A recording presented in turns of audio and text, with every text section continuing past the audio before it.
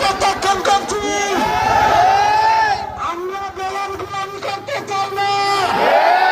সেই সাথে আজকে যারা সাথীর গাদ্দার আছে তাদেরকে আমরা প্রতিহত করবো। আজকের এই কর্মসূচিতে এ পর্যায়ে বক্তব্য রাখবেন সাথী রাখবেন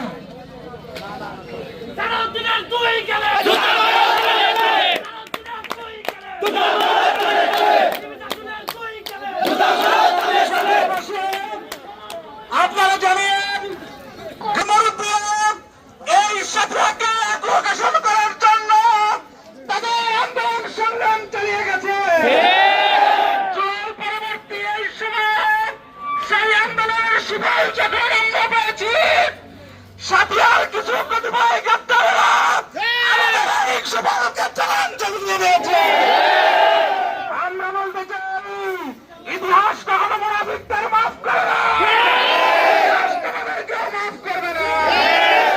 আমরা কোনো কারো এলাকার বিপক্ষে নই, আমরা শুধুমাত্র সাথীর পক্ষে, সাথীর উন্নয়নের পক্ষে।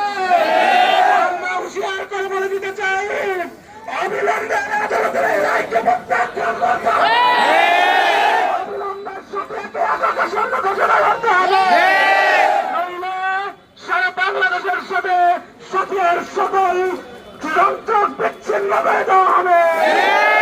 আমরা আবারও হুঁশিয়ার করে বলে দিতে চাই, যারা সাথীর গাদ্দারেরা আছে তারা সাবধান হয়ে যান। সাহস করো না। সংগ্রামী সাথীবাসী,